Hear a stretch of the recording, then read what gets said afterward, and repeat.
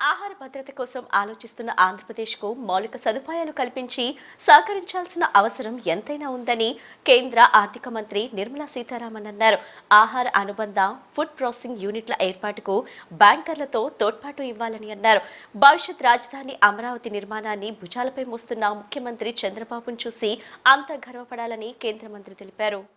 వెలగపూడి సచివాలయం రాజధానిలో ప్రభుత్వ రంగ బ్యాంకులు, బీమా కంపెనీల ప్రధాన కార్యాలయాలకు కేంద్ర మంత్రి నిర్మలా, సీఎం చంద్రబాబు శంకుస్థాపన చేశారు. ఈ సందర్భంగా కేంద్ర మంత్రి మాట్లాడుతూ పండ్లు, కూరగాయల హబ్గా రాష్ట్రాన్ని తీర్చిదిద్దేందుకు బ్యాంకులు సహకరించాలన్నారు. ఆహార అనుబంధ ఫుడ్ ప్రాసెసింగ్ యూనిట్ల ఏర్పాటుకు బ్యాంకర్లు తోడ్పాటు ఇవ్వాలని అన్నారు. భవిష్యత్ రాజధాని అమరావతి నిర్మాణాన్ని భుజాలపై మోస్తున్న ముఖ్యమంత్రి చంద్రబాబును చూసి అంతా గర్వపడాలని కేంద్ర మంత్రి తెలిపారు. అనుకున్నట్లే అమరావతి అభివృద్ధి చెందాలని ఆకాంక్షిస్తున్నానని అన్నారు. భూత్యాగాలు చేసిన రైతులకు ఎలాంటి బ్యాంకింగ్ ఇబ్బందులు లేకుండా బ్యాంకర్లు కృషి చేయాలన్నారు. బ్యాంక్ రీజనల్ కార్యాలయాలు ఏర్పాటు చేయడం కాదని రైతులకు అండగా నిలవాల్సిన బాధ్యత బ్యాంకర్లపై ఉందని సూచించారు. బ్యాంకుల ఏర్పాటు ద్వారా ఎన్నో సమస్యలు వేగంగా పరిష్కారం అయ్యే అవకాశం ఉన్నందున అందుకు తగ్గట్టుగా బ్యాంకర్లు కృషి చేయాలని వెల్లడించారు. ఐఏతో చేసుకున్న ఒప్పందం ఈ ప్రాంత ప్రజల సైన్స్ పరిజ్ఞానానికి అర్థం పడుతుందని చెప్పుకొచ్చారు. కుటుంబంలో 3-4 తరాలు ఒకప్పుడు బెనారస్ వెళ్లి సైన్స్ చదవాల్సి వచ్చేదని గుర్తు చేశారు. ప్యూర్ సైన్స్ విషయంలో ఇండియన్ ఇన్స్టిట్యూట్ ఆఫ్ ఆస్ట్రోఫిజిక్స్తో ఎంఓయూ కుదుర్చుకోవటం తనను చాలా ఇంప్రెస్ చేసిందని, టచ్ చేసిందన్నారు. విభజిత ఆంధ్రప్రదేశ్కు ఎంత వేగంగా సాయం చేయాలో చేయండని ప్రధాని చెప్పారని కేంద్ర మంత్రి తెలిపారు. ఆచార్య నాగార్జునుడి రసాయన శాస్త్ర పరిజ్ఞానం గురించి డిబేట్లో మాట్లాడుతున్నారంటే ఈ ప్రాంత గొప్పతనం అర్థమవుతుందని కేంద్ర మంత్రి నిర్మలా సీతారామన్ పేర్కొన్నారు. మళ్ళీ క్యాపిటల్ని రీస్టార్ట్ చేయడం అనేది ఒక పెద్ద బ్రహ్మజ్ఞం లాంటిది.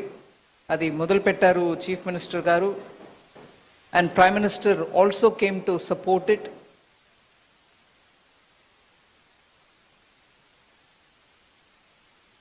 ఒక డీటెయిల్డ్ ప్లాన్ తోటి ఒక కొత్త క్యాపిటల్ కట్టడం అనేది సామాన్యమైన పని కాదు. కానీ దానికి ఒక సైంటిఫికలీ కన్సల్టెంట్స్ తోటి ప్లాన్ చేసి మొదలుపెట్టిన ఈ అమరావతికి financial support, financial sector support ఉండాలనే ఆ దృష్టితోటి ఇవాళ 15 ఫైనాన్షియల్ ఇన్స్టిట్యూషన్స్ ఒకే దినం వచ్చి ఫౌండేషన్ స్టోన్ వేశారు. I'm very grateful and I'm thankful to all the CMDs of all the public sector banks and also the New India Assurance and NABARD, all of whom, LIC, all of whom have come on one day to establish what is going to be, for the first time in this country, an entire street of financial institutions. Oka capital, oka state capital lo public sector banks andarum present ga undadam, insurance companies undadam itself is a statement. అంటే అమరావతి లాగా futuristic capital plan చేస్తున్నప్పుడు దానికి ఒక financial district ఏర్పాటు చేయడం అనేది is, as the Honorable Chief Minister said, financial district was first in Hyderabad when he was Chief Minister. అప్పుడు ఎన్నో కార్యక్రమాలు చేసి అవి ఇవాళ ఫుల్ ఫోర్స్లో ఫలితం ఇచ్చే ఆ స్టేజ్లో మళ్ళీ వారికే ఆ బాధ్యత వచ్చింది. అట్లాంటిది ఇంకొకటి ఇక్కడ అమరావతిలో క్రియేట్ చేయమని, దాని గురించి మనం గర్వపడడానికి చాలా కారణాలు ఉన్నాయి. అయినా it also means that his shoulders will have to take the responsibility. అట్లాంటి రెస్పాన్సిబిలిటీని మోసుకెళ్ళి డెలివర్ చేయడానికి అంత ఎక్స్పీరియన్స్ వారికి ఉంది. కాబట్టి I'm very confident that it will be very soon realized as a very good, robust capital for a very prosperous state, Andhra Pradesh. My good wishes. But at the same time, I will request the banks, Andhra Pradesh oka strength ni ardham cheskoni manam banking functions undali. It cannot be that you've come here, you set up branch, all right, you've got a regional headquarters. అది మాత్రం చాలదు. ఈ capital నిర్మాణం చేయడంలో రైతులు ఒక భాగం, పెద్ద త్యాగం చేసిన భాగం.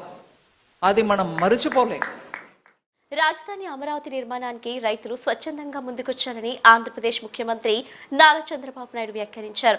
34,000 ఎకరాలు ఇచ్చిన రైతులకు మనస్ఫూర్తిగా ధన్యవాదాలు తెలిపారు. అమరావతి అన్స్టాపబుల్ గా దూసుకెళ్లేందుకు కేంద్ర ప్రభుత్వం అన్ని విధాలా సహకరించాలని కోరారు. రాబోయే 5 ఏళ్లు కేంద్రం రాష్ట్రానికి సహకరిస్తే నిలదొక్కుకోవడంతో పాటు దేశ ఆర్థిక ప్రగతికి వెన్నుముకగా నిలుస్తామని చెప్పుకొచ్చారు. రాజధాని అమరావతిలో ప్రభుత్వ రంగ బ్యాంకులు, బీమా కంపెనీల ప్రధాన కార్యాలయాలకు శంకుస్థాపన చేశారు. కేంద్ర మంత్రి నిర్మలా సీతారామన్, ముఖ్యమంత్రి చంద్రబాబు మొత్తం 15 బ్యాంకులు, బీమా సంస్థల ప్రధాన కార్యాలయాలకు శంకుస్థాపన జరిగింది. State Bank of India, UBI, Canara Bank, AP Grameena Bank, IDBI, Indian Overseas Bank, Bank of India, Central Bank of India, Punjab National Bank, LIC, NABARD బ్యాంకుల ప్రధాన కార్యాలయాలకు శంకుస్థాపన జరిగింది. ఈ కార్యక్రమానికి AP deputy CM Pawan Kalyan, మంత్రులు నారా లోకేష్, నారాయణ, పయ్యావుల కేశవ్, కందుల దుర్గేష్, కేంద్ర మంత్రి పెమ్మసాని చంద్రశేఖర్, ఆయా బ్యాంకుల చైర్మన్లు, సీఎండీలు, ఉన్నతాధికారులు హాజరయ్యారు. అనంతరం సీఎం చంద్రబాబు ప్రసంగించారు. సముద్రంలో కలిసే మిగులు జలాలు వాడుకొని దేశానికి ఆర్థిక తోడ్పాటు ఇచ్చే పోలవరం అనుసంధాన ప్రాజెక్టుకు సహకరించాలని నిర్మలా సీతారామన్ కోరారు. రాయలసీమను హార్టికల్చర్ హబ్ గా అభివృద్ధి చేసేందుకు సహకరించాలని సూచించారు. పూర్వోదయ ప్రాజెక్టు ద్వారా ఉత్తరాంధ్రకు ఎంతో మేలు జరిగే అవకాశం ఉందని, అందుకు తగిన సహాయం అందించాలని విన్నవించారు. రాజధాని రైతులకు క్యాపిటల్ గెయిన్స్ మినహాయింపు మరో 2 ఏళ్లు పొడిగించాలని నిర్మలా సీతారామన్ కు విజ్ఞప్తి చేశారు. అయితే ఈరోజు ఈ పనులు జరుగుతున్నాయంటే దానికి కారణం ఇక్కడున్న ఫైనాన్స్ మినిస్టర్ నిర్మలా సీతారామన్ గారని చెప్పి మనస్ఫూర్తిగా మీ అందరికి విజ్ఞప్తి చేస్తున్నా. ఒక ఇంపాసిబుల్ థింగ్ ప్రారంభించాం. పనులు స్పీడప్ చేసే సమయంలో గవర్నమెంట్ పోయింది. 5 ఏళ్ళు విధ్వంసం జరిగింది.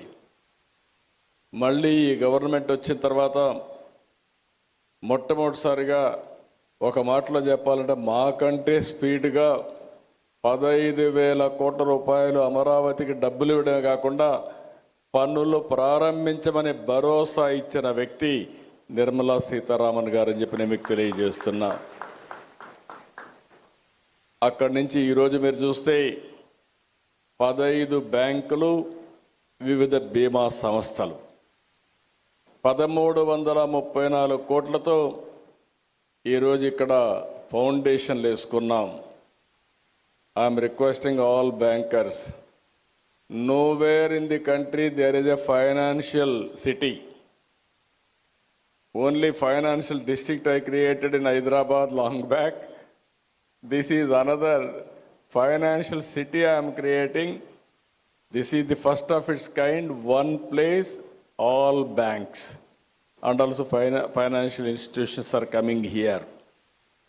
దీంతో 6,576 మందికి ఉపాధి వస్తుంది. ఈరోజు మీరు చూస్తే ఆంధ్రప్రదేశ్ గ్రామీణ bank, central Bank of India, AP cooperative bank limited, bank of India, Canara bank, state Bank of India, union bank of India, bank of Baroda, Indian bank, NABARD, Punjab National bank, Indian Overseas bank, IDBI bank, LIC, new India assurance company limited, ఇవన్నీ కూడా ఇక్కడికి వచ్చాయి. మనస్ఫూర్తిగా మీ అందరికీ స్వాగతం పలుకుతున్నా. ఈరోజు land is given to you, foundation we have laid by honourable finance minister గారు. I'm requesting with record time you have to complete this project. That is where all buildings you have to do. One of the most beautiful buildings. You have constructed so many things. You may not get this opportunity again. Why I am saying, we may improve buildings, you may construct buildings. In new city, that to capital, rare opportunity to get to build new buildings. This city we are building differently. For all those things we need your cooperation and support for building not only Amaravati and also state of Andhra Pradesh.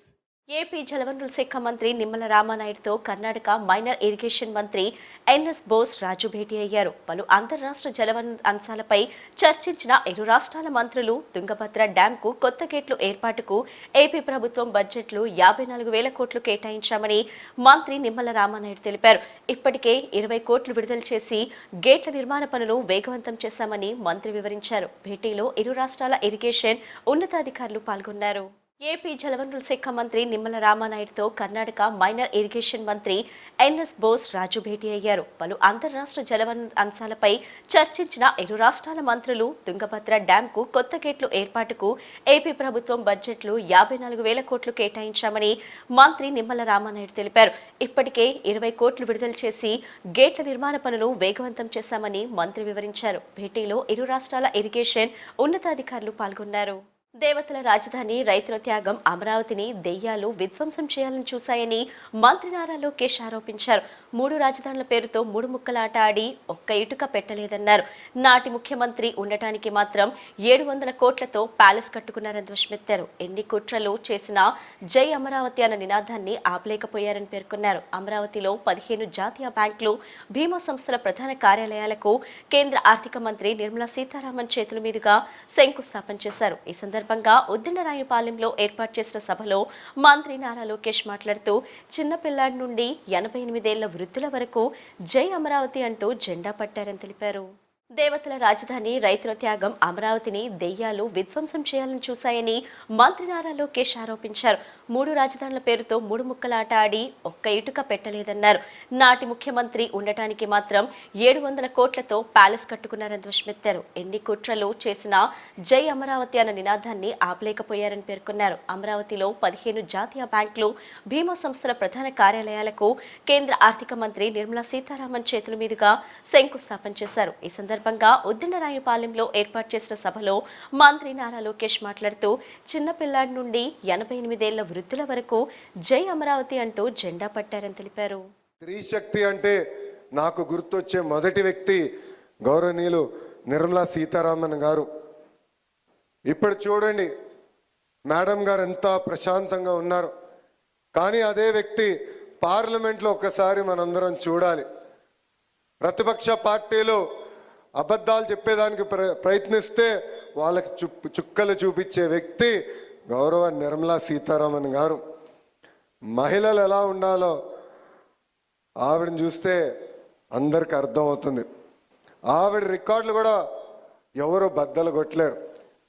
ప్రపంచంలో ఎంతోమంది ఆర్థిక శాఖ మార్చులు ఉన్నారు, కానీ మన నిర్మలా సీతారామన్ గారు రికార్డులు బద్దలు కొట్టారు. వరుసగా 8 కేంద్ర బడ్జెట్లు మేడం గారు ప్రవేశపెట్టారు. ఈరోజు ఒకే రోజు 15 బ్యాంకులకు కేంద్ర మంత్రి నిర్మలా సీతారామన్ గారు శంకుస్థాపన చేశారు. ఈ బ్యాంకుల నిర్మాణంతో అమరావతిలో ఏకంగా ఒక బ్యాంక్ స్ట్రీట్ ఏర్పాటు అవుతుంది. 15 బ్యాంకులు, వివిధ ఇన్సూరెన్స్ సంస్థలు సుమారుగా 1334 కోట్లతో వాళ్ళ కార్యాలయాలు కూడా ఇక్కడ ఏర్పాటు చేసుకోబోతున్నారు.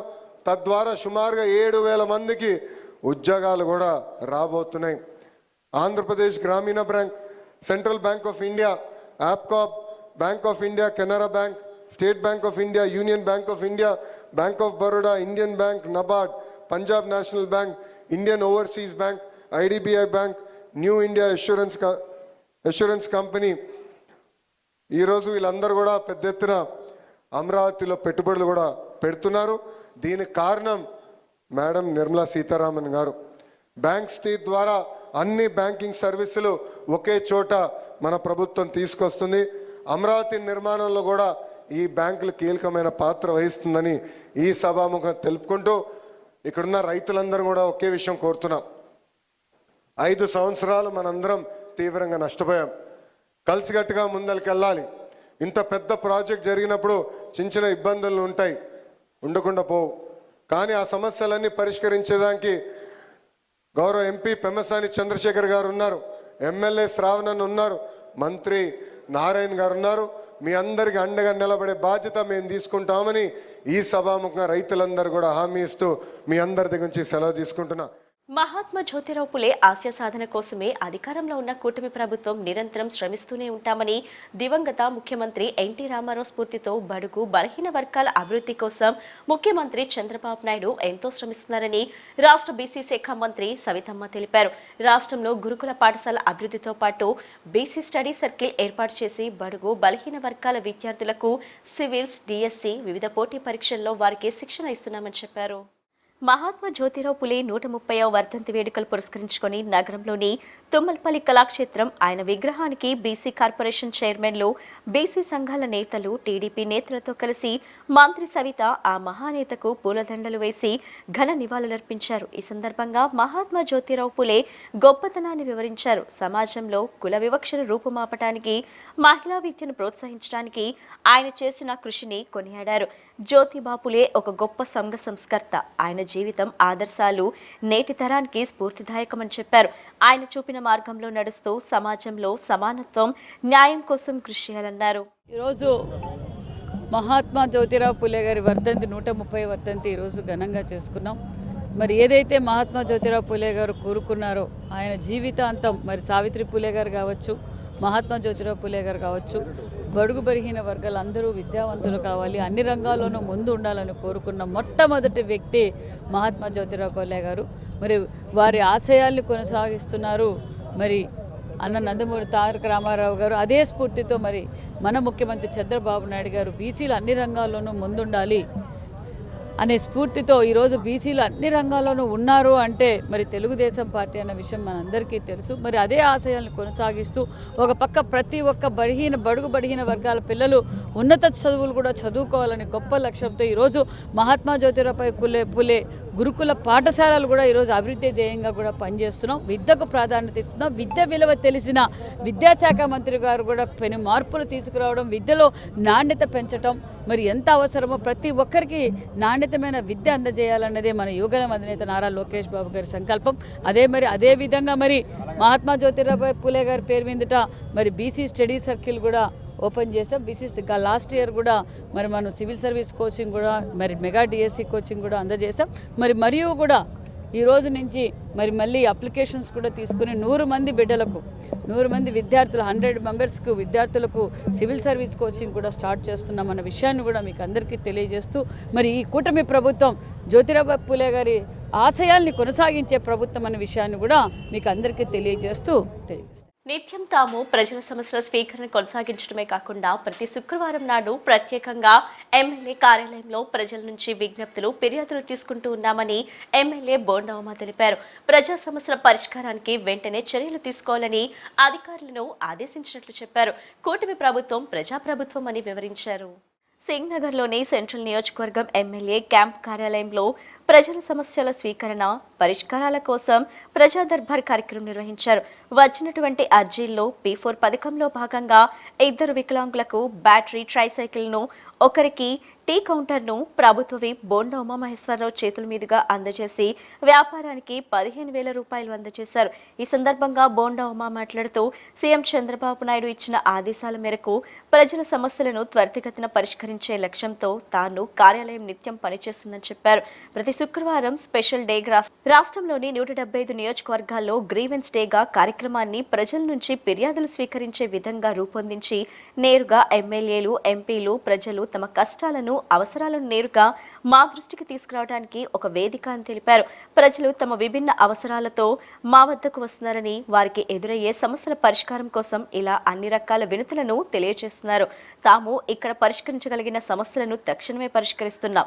ప్రభుత్వ విధానాలకు సంబంధించిన లేదా ఉన్నతాధికారుల జోక్యం అవసరమైన సమస్యలను ప్రభుత్వానికి పంపించే ఏర్పాటు కూడా చేసి మున్సిపల్ కార్పొరేషన్ డిప్యూటీ కమిషనర్లు, బీసీ డిపార్ట్మెంట్ వాళ్ళు సహా దాదాపు 10 మంది అధికారులు ఇక్కడే మా కార్యాలయంలో కూర్చొని సమస్యలను పరిష్కరిస్తున్నారని చెప్పారు. ప్రభుత్వం ఇచ్చిన సూపర్ 6 హామీలు ప్రజలకు ఇచ్చిన మాటను నిలబెట్టుకుంటూ సూపర్ 6 హామీలన్నింటినీ కూడా నెరవేరుస్తున్నామని చెప్పారు. ముఖ్యమంత్రి చంద్రబాబు నాయుడు ఆదేశాల మేరకు ఏదైతే గ్రీవెన్స్ డేగా ప్రజల నుంచి ఫిర్యాదులు స్వీకరించే విధంగా పెట్టామో దాన్ని నిత్యం కూడా ప్రతి శుక్రవారం నాడు ఎమ్మెల్యే కార్యాలయంలో ప్రజల నుంచి విజ్ఞప్తులు తీసుకుంటా ఉన్నాం, ఫిర్యాదులు తీసుకుంటా ఉన్నాం.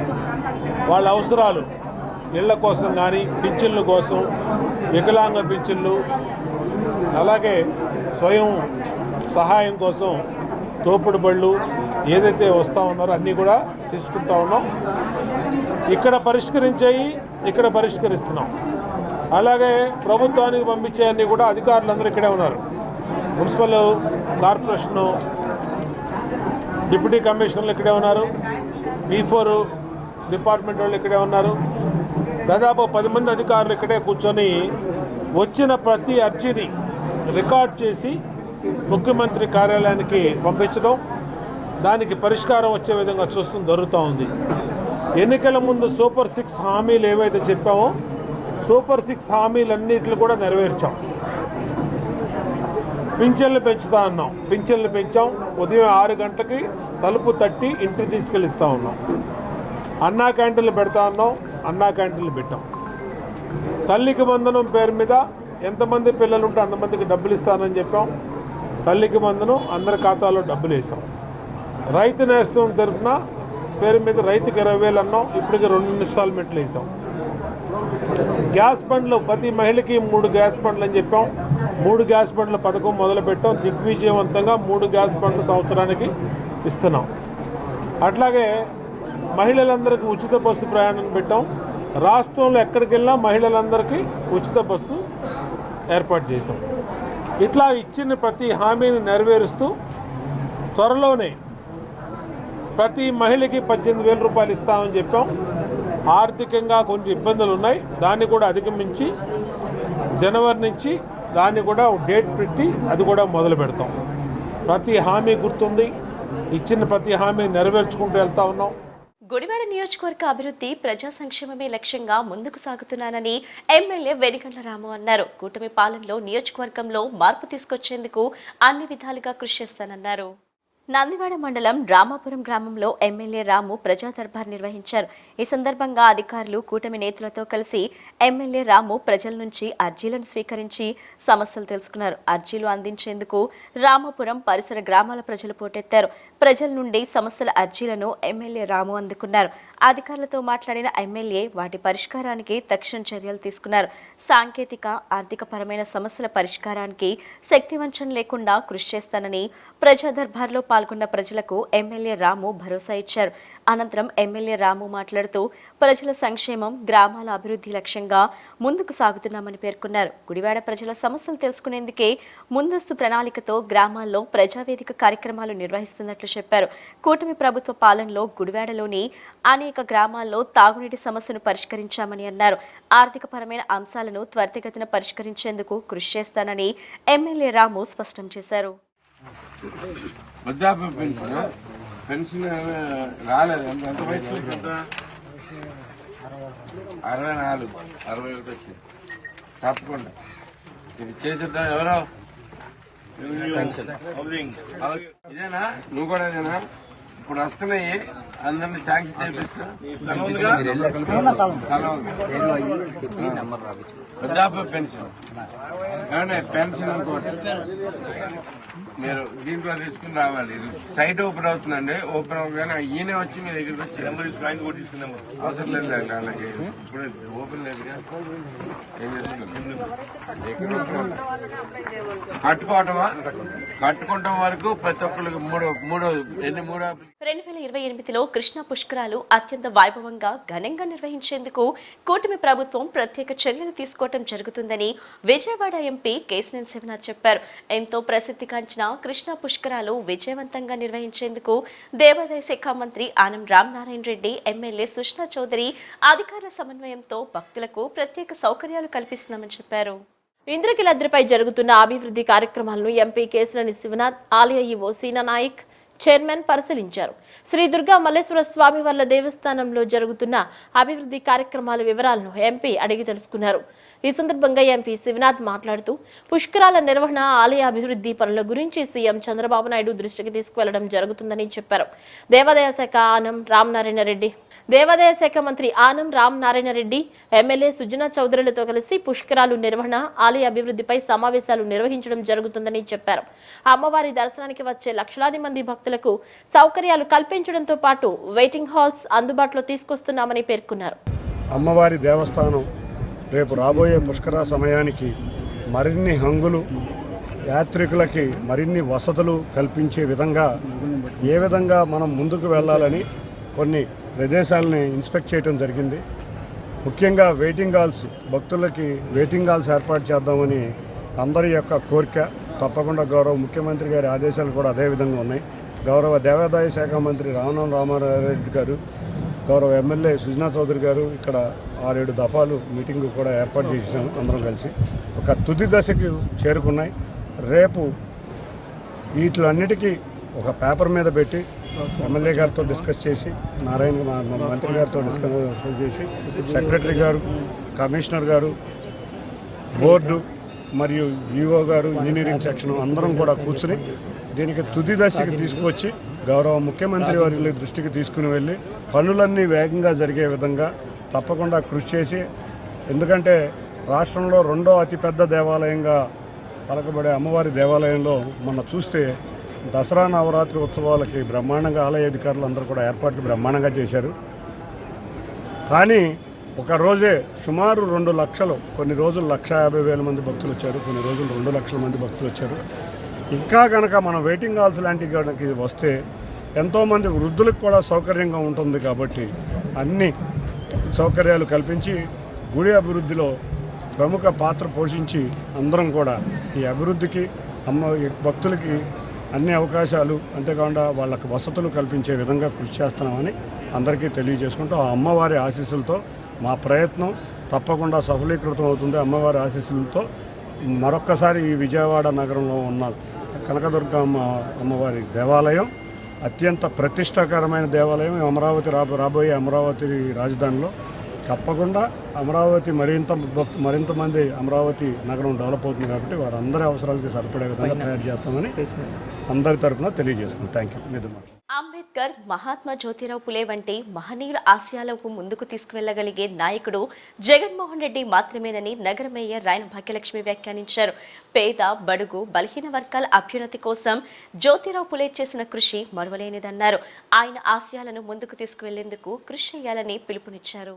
మహాత్మా జ్యోతిరావు పులే వర్ధంతి సందర్భంగా తుమ్మలపల్లి కళాక్షేత్రం వద్ద ఉన్న ఆయన విగ్రహానికి నగర మేయర్ రాయన భాగ్యలక్ష్మి, వైసీపీ పార్టీ శ్రేణులు పూలమాలలు వేసి ఘన నివాళులర్పించారు. అనంతరం ఆమె మాట్లాడుతూ సమాజంలో కుల వివక్ష, అంటరానితనంపై పోరాటం చేసి వెనుకబడిన బడుగు, బలహీన వర్గాలకు హక్కులు, మహిళలకు విద్యా అవకాశం కల్పించిన గొప్ప సంఘ సంస్కర్త జ్యోతిరావు పులే అని కొనియాడారు. నేడు దేశంలో మహిళలు అన్ని రంగాల్లో రాణిస్తున్నారంటే జ్యోతిరావు పులే కృషినేనని చెప్పారు. జ్యోతిరావు పులే ఆశయాలను ముందుకు తీసుకెళ్లగలిగిన నాయకులు కేవలం వైఎస్ఆర్ జగన్మోహన్ రెడ్డి మాత్రమేనని అన్నారు. నేడు అధికారంలో ఉన్న కూటమి ప్రభుత్వం రెడ్ బుక్ రాజ్యాంగాన్ని అమలు చేయాలని చూస్తుందని ఆరోపించారు. ప్రజలందరూ కూటమి పాలన చూస్తున్నారని, రాబోయే రోజుల్లో తగిన బుద్ధి చెప్తారని వ్యాఖ్యానించారు. ఆ రోజు జ్యోతిరావు పులే గారు స్వతంత్రం రాకముందే ప్రతి ఒక్క మహిళ విద్యావేత్త అవ్వాలి, మహిళలు విద్యను అభ్యసిస్తేనే ఈ రాష్ట్రం కానీ లేకపోతే ఈ దేశాలు కానీ వృద్ధిలోకి వస్తాయని నమ్మిన వ్యక్తి జ్యోతిరావు పులే గారు. ఆ రోజుల్లో మహిళలను బయటికి పంపించకపోవడం మూలాన, ఎన్నో రకాల ఆంక్షలు ఉండడం మూలాన ఆయన సతీమణైన సావిత్రిరావు పులే గారిని విద్యను అభ్యసించి, ఆవిడికి విద్యను అభ్యసించడమే కాకుండా ఆవిడ ద్వారా మిగతా మహిళలను కూడా విద్యావంతులను చేసే విధంగా ఆ రోజు సావిత్రిరావు పులే గారిని బయటికి పంపించడం కానీ, ఆవిడ ద్వారా మహిళలకి విద్యను అభ్యసించడం కానీ జ్యోతిరావు పులే గారు చేసిన ఒక పెద్ద సంస్కరణ ఈ భారతదేశంలో అని తెలియచేయచ్చు. ఎందుకంటే ఆయన వేసిన విత్తనం ఈరోజు రాష్ట్ర ప్రధాని నుంచి సర్పంచ్ వరకు మహిళలు ఎంతోమంది ఈరోజు మాలాంటి మహిళలు అందరం బయటకు వచ్చి ఈ రకంగా ఈరోజు బయట నించున్నాము అని అంటే దానికి కేవలం జ్యోతిరావు పులే గారు ఆ రోజు వేసిన విత్తనం. అంటరానితనాన్ని నిర్మూలించడం కానీ, లేకపోతే అందరూ విద్యను అభ్యసించాలన్న ఆయన నినాదం కానీ, ఆ రోజు రాజశేఖర్ రెడ్డి గారు ఏదైతే ఫీజు రీఇంబర్స్మెంట్ అన్నవో దీన్ని తీసుకొచ్చి ఈరోజు పెద్దలకి ధనికుల పిల్లలు మాత్రమే ఇంజనీరింగ్ మెడిసిన్ చదువుకునే రోజులై, కానీ రాజశేఖర్ రెడ్డి గారు తీసుకొచ్చిన ఒక్క నినాదంతో ఈ భారతదేశంలో, అందులో ఆంధ్ర రాష్ట్రంలోన ప్రతి ఒక్క పిల్లలు ఇంజనీరింగ్ చదువుకొని, మెడిసిన్స్ చదువుకొని అదర్ కంట్రీస్ వెళ్ళి అక్కడ కూడా స్థిరపడ్డారు అని అంటే దానికి కారణం ఆ రోజు రాజశేఖర్ రెడ్డి గారు. మరి జ్యోతిరావు పులే గారి వర్ధంతి సందర్భంగా మరి ఘనమైనటువంటి నివాళులు తెలియజేయడం జరుగుతూ ఉంది. ఈరోజు రాష్ట్రంలో అసమానతలు తొలగాలి, ప్రతి ఒక్కరూ కూడా చదువుకోవాలి, సమాజంలో అందరూ కూడా ఒకటే అనేటువంటి నినాదంతో మరి జ్యోతిరావు పులే గారు చేసినటువంటి సంస్కరణలు ఏవైతే ఉన్నాయో ఈ రోజున ఉన్నటువంటి గవర్నమెంట్ దాన్ని తొంగలో తొక్కి, ఎందుకంటే ప్రతిదీ మేము గొప్పలుగా చెప్పుకునేటువంటి ఈ ప్రభుత్వాన్ని మేము ఒకటే అడుగుతా ఉన్నాము. 18 నెలల కాలంలో మీరు వచ్చిన తర్వాత ఎవరికి ఏ కులానికి న్యాయం చేశారు అంటే జ్యోతిరావు పులే గారు అవ్వచ్చు, ఇంకొకళ్ళు అవ్వచ్చు, మేధావులందరూ కూడా మన రాష్ట్రాన్ని, మన దేశాన్ని బాగుపరిస్తే ఈ రోజున మీరు చెప్పేటువంటి ఏదైతే రెడ్ బుక్ రాజ్యాంగం, అదేదో పెద్దగా మంచిగా మేమే ఏదో చేశాము అంటే, రెడ్ బుక్ రాజ్యాంగం అంటే ఏదో పెద్ద ఇదిగా చెప్పుకునేటువంటి మిమ్మల్ని అందరినీ కూడా మేము ఒకటే క్వశ్చన్ చేస్తూ ఉన్నాం. ఇన్ని మాటలు చెప్పేటువంటి మీరందరూ కూడా గతంలో జగన్మోహన్ రెడ్డి గారు ఏవైతే పథకాలు కానివ్వండి, ఏదైతే పరిపాలన కానివ్వండి ఆయన చేసినట్టు మీరు ఎందుకు చేయలేకపోతున్నారని అని అడుగుతా ఉన్నాం. అంటే మాటలకి చేతలకి ప్రభుత్వంలో ఎంత తేడా ఉందో ప్రజలందరూ కూడా గమనిస్తూ ఉన్నారు. మహనీయుల యొక్క మాటలు ఎప్పుడూ కూడా మనం తీసుకొని ముందుకెళ్ళాలే తప్ప మహనీయులే ముందులే ఆ రోజు దండేసి కార్యక్రమం ముగించేస్తే ఎవరూ కూడా హర్షించేటువంటి కార్యక్రమం ఈ రోజుల్లో లేదు. దీన్ని గమనించాలి. ఏవైతే మీరు ఇచ్చినటువంటి హామీలన్నీ కూడా నెరవేర్చాలి. లేని పక్షంలో ఇట్లాంటి మహనీయులైనటువంటి చెప్పినటువంటి మాటలు పెడచెవిని పెట్టేటువంటి మీ అందరికీ కూడా రాబోయే రోజుల్లోనే ప్రజలందరూ కూడా ప్రతి ఒక్క కులం కూడా బుద్ధి చెప్పడానికి రెడీగా ఉందని తెలియజేసుకుంటూ ఇప్పుడు కాసేపు ప్రకటనలు